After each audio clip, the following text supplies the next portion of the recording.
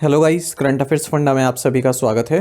मैं हूं आपके साथ अभिषेक शर्मा और आज की इस वीडियो सेशन में हम 3 जनवरी तक के सभी इंपॉर्टेंट करंट अफेयर्स कवर करने वाले हैं। हमेशा की तरह आप इस वीडियो को अंत तक जरूर देखिएगा। आज भी आपको काफ़ी कुछ जानने के लिए मिलेगा। आगे बढ़ने से पहले आप सभी को बताना चाहूँगा, यदि आप हमारे daily current affairs PDF, weekly PDF, monthly PDF और हर महीने के banking and economic awareness PDF चाहते हैं तो करंट अफेयर्स फंडा का 1 ईयर मेंबरशिप प्लान आप ज्वाइन कर सकते हैं, जिसका लिंक आपको वीडियो के डिस्क्रिप्शन में या फिर फर्स्ट कमेंट में मिल जाएगा। आपको बता दें, इस 1 ईयर मेंबरशिप प्लान के तहत जितना भी हमारा पीडीएफ कंटेंट है वो हम आपको 1 साल तक के लिए प्रोवाइड कराते हैं, जिसे आप डाउनलोड कर सकते हैं, प्रिंट आउट भी निकलवा सकते हैं। इसके लिए चाहे तो आप करंट अफेयर्स फंडा ऐप को यूज़ कर सकते हैं या फिर अपने लैपटॉप सिस्टम की मदद से वेब लॉगिन भी कर सकते हैं। कोई भी आपका एग्जाम हो, बैंकिंग, एसएससी, रेलवे या फिर स्टेट पीसीएस, जहाँ पर भी जनरल अवेयरनेस या करंट अफेयर्स पूछे जाते हैं, सभी एग्जाम्स के लिए हमारा पीडीएफ कंटेंट काफ़ी यूज़फुल है। और इसमें हम आपको कैटेगरी वाइज क्विज़ भी प्रोवाइड करा रहे हैं। तो एक बार अगर आपने हमारे करंट अफेयर्स पढ़ लिए, उनके बाद इन क्विज़ को अटैम्प्ट किया, तो यकीन मानिए आपका करंट अफेयर सेक्शन काफ़ी स्ट्रॉन्ग हो जाएगा, काफ़ी अच्छा आप स्कोर कर पाएंगे अपने आने वाले एग्जाम में। इसका लिंक वीडियो के डिस्क्रिप्शन में या फिर फर्स्ट कमेंट में आपको मिल जाएगा। साथ ही आपको बता दें, कंप्लीट बैंकिंग अवेयरनेस कोर्स हमारा अवेलेबल है करंट अफेयर्स फंडा ऐप पर। टोटल 30 वीडियो लेक्चर्स, 30 पीडीएफ्स में हमने complete banking awareness plus Indian economy के की कंसेप्ट्स प्लस इंश्योरेंस को कवर किया है। न केवल आपके बैंकिंग मेंस एग्जाम, बल्कि अगर आप इंटरव्यू देते हैं, जैसे पीओ का इंटरव्यू दिया आपने या फिर आरबीआई में इंटरव्यू दिया या फिर किसी प्राइवेट बैंक में इंटरव्यू दिया, तो वहाँ पर जो बैंकिंग अवेयरनेस से क्वेश्चंस आपसे पूछे जाते हैं वो सब आपका इस कोर्स में कवर हो जाएगा। तो इसे डेमो लेक्चर्स देखना चाहते हैं, डेमो पीडीएफ्स देखना चाहते हैं, वो भी अवेलेबल है हमारी करंट अफेयर्स फंडा ऐप पर। उससे आपको एक आइडिया मिल जाएगा कि किस तरह का कोर्स हम आपको प्रोवाइड करा रहे हैं। तो काफ़ी यूज़फुल है। केवल एक कोर्स की आपको ज़रूरत है कंप्लीट बैंकिंग अवेयरनेस अपना पढ़ने के लिए। तो इन सभी कोर्सेज़ का लिंक आपको वीडियो के डिस्क्रिप्शन में मिल जाएगा, या फिर आप हमारी करंट अफेयर्स फंडा ऐप को इंस्टॉल कीजिए, लॉगिन कीजिए, वहाँ पर भी ये आपको कोर्स मिल जाएंगे। और दोनों ही कोर्सेज़ की वैलिडिटी 1 साल तक की है, जिसमें आप कंप्लीट मटेरियल डाउनलोड कर पाएंगे और प्रिंट आउट भी आप इसमें निकलवा सकते हैं। कोई भी जानकारी चाहते हैं किसी भी कोर्स से संबंधित, तो हमारा कस्टमर केयर नंबर है 8448169188। इस पर व्हाट्सएप करें या फिर कॉल करके भी जानकारी प्राप्त कर सकते हैं। तो चलिए फिर करते हैं शुरुआत इस वीडियो सेशन की। हमेशा की तरह सबसे पहले क्वेश्चन ऑफ द डे देख लेते हैं, जिसका आंसर आपको अभी कमेंट बॉक्स में करना होता है। पूछने हैं कि सूर्य किरण अभ्यास भारत और किस देश के बीच एक संयुक्त सैन्य अभ्यास है। Exercise Surya Kiran is a joint military exercise between India and another country. Which is the country?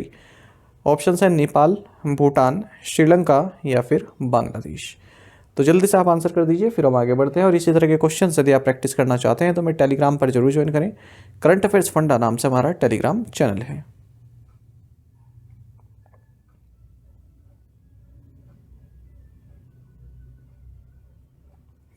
Who holds the world record of the youngest player to score 150 in list A cricket?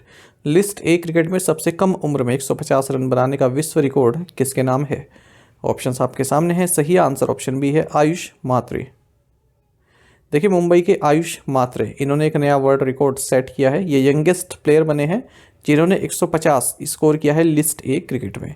ये कीर्तिमान इन्होंने अहमदाबाद में नागालैंड के against Vijay Hazare trophy match खेलते हुए प्राप्त किया है।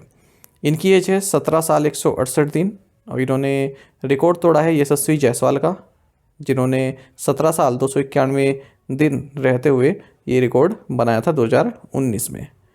क्रिकेट से ही संबंधित 2 और न्यूज़ देख लेते हैं, महत्वपूर्ण है। साउथ अफ्रीका ने फर्स्ट टेस्ट में पाकिस्तान को हराया है और इस तरह से पहली टीम बन गई है जिसने ICC world test championship final 2025 के लिए क्वालिफाई किया है। आपको बता दें, फाइनल लॉर्ड्स में खेला जाएगा 11 से 15 जून 2025 के बीच में। वहीं भारत के पेसर जसप्रीत बुमराह ये highest ever ranked Indian test bowler बन गए हैं आईसीसी रैंकिंग की हिस्ट्री में। और रविचंद्रन अश्विन के जो 904 रेटिंग है उसको इन्होंने पीछे छोड़ दिया है। तो जसप्रीत बुमराह की रेटिंग है 907 पॉइंट्स की। और अगर ओवरऑल बात करें तो ये 17वें नंबर पर है। इन्हीं के साथ डेरेक अंडरवुड भी हैं इंग्लैंड के। अगर हम टॉप पर बात करें इस लिस्ट में तो इंग्लिश बॉलर्स सिडनी बार्न्स ये टॉप पर हैं 932 और जॉर्ज लेमन ये 931 पर हैं। तो पहले खेलते थे ये, पर इनका रिकॉर्ड अब तक टूटे नहीं है। Which state won the 78th edition of the Santosh trophy national football championship? Santosh trophy राष्ट्रीय फुटबॉल चैंपियनशिप का 78वां संस्करण किस राज्य ने जीता है? ऑप्शंस आपके सामने हैं। सही आंसर ऑप्शन डी है, वेस्ट बंगाल। तो वेस्ट बंगाल ने संतोष ट्रॉफी नेशनल फुटबॉल चैंपियनशिप जीत ली है 33वीं बार। केरल को इन्होंने फाइनल में हराया है और ये 78वां एडिशन रहा है संतोष ट्रॉफी नेशनल फुटबॉल चैंपियनशिप का, जो कि ये फाइनल है ये हैदराबाद तेलंगाना में खेला गया है जेएमसी बालयोगी स्टेडियम में। टॉप गोल स्कोर रहे रोबी हंसदा, 12 गोल इन्होंने स्कोर किए। बेस्ट प्लेयर भी यही रहे हैं। Which two landmarks does the India's first glass bridge over sea connect? समुद्र पर बना भारत का पहला कांच का पुल किन दो स्थलों को जोड़ता है? सही आंसर ऑप्शन सी है, Thiruvalluvar statue and Vivekananda rock memorial. Tamil Nadu के चीफ मिनिस्टर हैं एम.के. स्टैलिन। इन्होंने इंडिया का first glass bridge over the sea, यानी कि सी के ऊपर बना हुआ ग्लास ब्रिज, इंडिया का पहला ग्लास ब्रिज है जो सी के ऊपर बना है, इसको इनॉग्रेट किया है कन्याकुमारी में। और ये तिरुवल्लुवर स्टैचू को विवेकानंद रॉक मेमोरियल से कनेक्ट करता है। ये जो ग्लास ब्रिज है इसकी लंबाई 77 मीटर है और 10 मीटर चौड़ा है, 133 फीट इसकी हाइट है। तिरुवल्लुवर स्टैचू का भी नामकरण किया गया है, स्टैचू ऑफ विजडम इसको बोला जा रहा है। तिरुवल्लुवर की अगर हम बात करें, या वल्लुवर इनको बोलते हैं, ये इंडियन पोइट रहे हैं, फिलोसफर रहे हैं और इनका एक संग्रह भी है थिरुकुल्लूर इसको बोलते हैं, एग्जाम में पूछा जाता है। तो इसमें ethics, political, economic matters, love, इन सबको डिस्कस किया गया है। Citizens from which country were mostly deported from India in the period 2023-24? 2023-24 की अवधि में सबसे अधिक भारत से किस देश के नागरिकों को निर्वासित किया गया? ऑप्शंस आपके सामने हैं। सही आंसर ऑप्शन ए है, नाइजीरिया। देखिए, यूनियन होम मिनिस्ट्री ने अपनी एनुअल रिपोर्ट 2023-24 में बताया है कि हाईएस्ट नंबर ऑफ फॉरेनर्स जो भारत से डिपोर्ट किए गए हैं नाइजीरिया से रहे हैं, उसके बाद फिर बांग्लादेश, फिर युगांडा। तो 2331 फॉरेनर्स को डिपोर्ट किया गया है फॉरेनर्स रीजनल रजिस्ट्रेशन ऑफिसर्स द्वारा 1 अप्रैल 2023 से 31 मार्च 2024 के बीच में। इन 2331 में से 1417 नाइजीरिया से हैं, 411 बांग्लादेश से हैं, 78 युगांडा से हैं। जो ये फॉरेनर्स रीजनल रजिस्ट्रेशन ऑफिसर्स होते हैं, ये रिकॉर्ड अपने पास रखते हैं फॉरेनर्स का जो भारत आते हैं वैलिड डॉक्यूमेंट पर, और फिर इनको डिपोर्ट भी कर दिया जाता है यदि वो वीज़ा से ज़्यादा ओवर स्टे कर जाएँ कंट्री में, या फिर वीज़ा कंडीशन को बाधित करें या फ्लॉट करें। लगभग 98 लाख फॉरेनर्स भारत विजिट किए हैं इस पीरियड में 2023-2024, अप्रैल 2023 से मार्च 2024 के बीच में। सबसे ज़्यादा विजिटर बांग्लादेश से आए, उसके बाद फिर यूएसए से, फिर यूनाइटेड किंगडम से, फिर Australia, Canada, Sri Lanka, Malaysia, Germany, Nepal और Singapore. Which international grouping commemorated its 20th anniversary? किस अंतर्राष्ट्रीय समूह ने अपनी 20वीं वर्षगांठ मनाई है? ऑप्शंस आपके सामने हैं। सही आंसर ऑप्शन ए है, क्वेड। तो भारत और क्वेड मेंबर नेशंस ने रिअफर्म किया है कि हम इंडो पैसिफिक की स्वतंत्रता के लिए कार्य करते रहेंगे, क्योंकि चाइना जो है अपनी प्रेजेंस उसमें बढ़ाता जा रहा है। और इसी को देखते हुए फॉरेन मिनिस्टर्स जो हैं क्वेड मेंबर नेशंस के, उन्होंने 20th एनिवर्सरी क्वेड की मनाई है और एक जॉइंट स्टेटमेंट भी जो है डिलीवर किया है। तो भारत और यूएस, ऑस्ट्रेलिया और जापान, 20 साल पहले की बात है, 2004 में जब इंडियन ओशन अर्थक्वेक और सुनामी आया था, तो उसमें इन्होंने मिलकर सहयोग किया और क्वेड की स्थापना हुई। 2025 में भारत क्वेड समिट को होस्ट करने वाला है, ये महत्वपूर्ण है। हाल ही में यूपी पीसीएस एग्जाम हुआ था, उसमें ही पूछा गया था। For how many consecutive quarters has the government kept the interest rates on small savings schemes unchanged starting January 1, 2025? सरकार ने 1 जनवरी 2025 से लगातार कितनी तिमाहियों तक लघु बचत योजनाओं पर ब्याज दरों को अपरिवर्तित रखा है? सही आंसर ऑप्शन सी है, 4। गवर्नमेंट ने डिसाइड किया है कि जो अलग अलग तरह की स्मॉल सेविंग्स स्कीम्स हैं उन पर जो इंटरेस्ट रेट है ये अनचेंज रहेगा, अपरिवर्तित रहेगा। और ये लगातार चौथा क्वार्टर है जब इन इंटरेस्ट रेट को अनचेंज रखा गया है। और अब जो अनचेंज रखा गया है ये 1 जनवरी 2025 से मार्च 31, 2025 तक वैलिड रहने वाला है। लास्ट रिवीजन जब किया गया था इन स्कीम में, तब वो 2023-24 के 4th क्वार्टर की बात है। देख लेते हैं क्या क्या रेट्स चल रहे हैं। सुकन्या समृद्धि योजना में 8.2%, 3 ईयर टर्म डिपॉजिट में 7.1%, पब्लिक प्रोविडेंट फंड में 7.1%, पोस्ट ऑफिस सेविंग्स डिपॉजिट में 4%, किसान विकास पत्र में 7.5%, मैच्योर 115 मंथ में होता है, नेशनल सेविंग सर्टिफिकेट में 7.7%, मंथली इनकम स्कीम में 7.4%। अच्छा, ये जो स्मॉल सेविंग स्कीम है, मेजरली पोस्ट ऑफिसेज या बैंक्स द्वारा ऑपरेट की जाती हैं। उनमें जो इंटरेस्ट रेट नोटिफाई होता है गवर्नमेंट द्वारा हर क्वार्टर में नोटिफाई किया जाता है।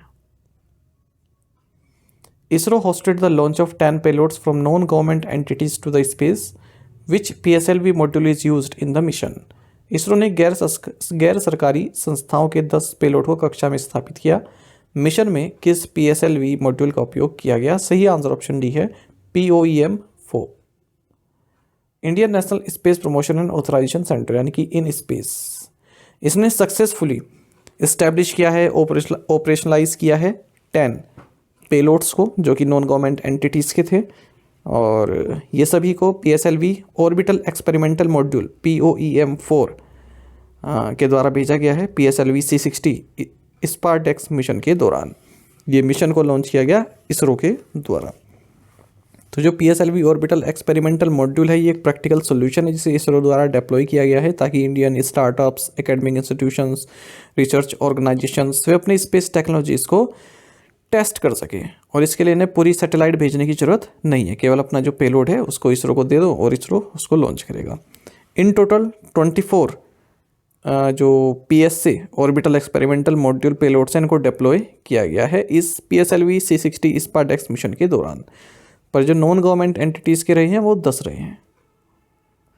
चेयरमैन इन स्पेस के पवन गोयनका हैं। Who became the first transgender person to be appointed as a guest lecturer at a university in Karnataka? Karnataka के एक विश्वविद्यालय में अतिथि व्याख्याता के रूप में नियुक्त होने वाली पहली ट्रांसजेंडर व्यक्ति कौन बनी? सही आंसर ऑप्शन सी है, KN रेणुका पूजर। KN रेणुका पूजर ये फर्स्ट ट्रांसजेंडर पर्सन बनी है जिन्हें गेस्ट लेक्चरर अपॉइंट किया गया है कर्नाटका की किसी यूनिवर्सिटी में। तो इन्होंने कन्नड़ा डिपार्टमेंट को ज्वाइन किया है विजयनगर श्री कृष्ण देवराया यूनिवर्सिटी का जो नंदीहाली कैंपस है यहाँ पर। What is the name of the health product launched by ICICI prudential life insurance for women specific critical illness? महिला विशिष्ट गंभीर बीमारियों के लिए ICICI प्रूडेंशियल लाइफ इंश्योरेंस द्वारा लॉन्च किए गए स्वास्थ्य उत्पाद का नाम क्या है? सही आंसर ऑप्शन भी है, ICICI प्रू विश। तो ICICI प्रूडेंशियल लाइफ इंश्योरेंस ने ICICI प्रू विश को इंट्रोड्यूस किया है ताकि जो महिला स्पेसिफिक क्रिटिकल इलनेस होती है, सर्जरीज होती हैं, उनके लिए फाइनेंस प्रोवाइड कराने के लिए या फिर इंश्योरेंस प्रोवाइड कराने के लिए। इसे लॉन्च किया गया री इंश्योरेंस ग्रुप ऑफ अमेरिका के साथ मिलकर। ICICI prudential life insurance company limited की बात करें, एक जॉइंट वेंचर है ICICI बैंक लिमिटेड और London based prudential corporation holdings limited के बीच में। 2016 में ये कंपनी पहली इंश्योरेंस कंपनी बनी भारत में जिसे डोमेस्टिक स्टॉक एक्सचेंजेस में लिस्ट किया गया। The Reserve Bank of India innovation hub has partnered with which NBFC to provide unsecured loans to gig workers? भारतीय रिजर्व बैंक इनोवेशन हब ने गिग श्रमिकों को अनसिक्योर्ड ऋण प्रदान करने के लिए किस NBFC के साथ साझेदारी की है? सही आंसर ऑप्शन सी है, VVFI फाइनेंस। तो रिजर्व बैंक ऑफ इंडिया ने डिजिटल लेंडर VVFI फाइनेंस के साथ पार्टनरशिप की है गिग वर्कर्स को अनसिक्योर्ड लोन प्रोवाइड कराने के लिए। तो जैसे कैब हेलिंग ऐप ड्राइवर्स हैं या फिर ओला उबर में जो काम करते हैं, फूड डिलीवरी ड्राइवर्स हैं जो स्विगी जोमेटो इनमें कार्य करते हैं, तो इन सभी के लिए ये उनको लोन प्रोवाइड कराने के लिए गिग वर्कर्स ही इन्हें बोलते हैं। जो आप देखते हैं ना, ये अमेज़ोन से आते हैं, डिलीवरी वाले आते हैं, तो ये सब गिग वर्कर्स ही कहलाते हैं। राजेश बंसल CEO हैं रिजर्व बैंक इनोवेशन हब के। Which state government launched Swar यानी कि speech and written analysis resource platform? किस राज्य सरकार ने स्वर प्लेटफॉर्म लॉन्च किया है? सही आंसर ऑप्शन बी है, गुजरात। तो गुजरात के चीफ मिनिस्टर हैं भूपेंद्र पटेल और इन्होंने एक नया सिटीजन सेंट्रिक इनिशिएटिव लॉन्च किया जिसका नाम है स्वर यानी कि speech and written analysis resource platform. तो जो लैंग्वेज बैरियर्स हैं उनके लिए इसको लॉन्च किया गया है। स्पीच टू टेक्स्ट फीचर यहाँ पर दिया गया है गुजरात CMO वेबसाइट में। तो जो भी मैसेज करना चाहता है, अपनी दिक्कत बताना चाहता है जो भी सिटीजन इस गवर्नमेंट के वेबसाइट पर, तो वो केवल अपना बोले और वो अपने आप टेक्स्ट में कन्वर्ट हो जाएगा। मतलब किसी भी भाषा में बोले वो जो है उस जो सपोर्टेड लैंग्वेज है उसमें कन्वर्ट हो जाएगा, जो गुजरात CMO की वेबसाइट है उसमें। Which company became the first BFSI firm to offer lending, insurance and mutual funds on the ONDC platform? कौन सी कंपनी ओएनडीसी प्लेटफॉर्म पर ऋण, बीमा और म्यूचुअल फंड की पेशकश करने वाली पहली बीएफएसआई फर्म बन गई है? सही आंसर ऑप्शन डी है आदित्य बिरला कैपिटल।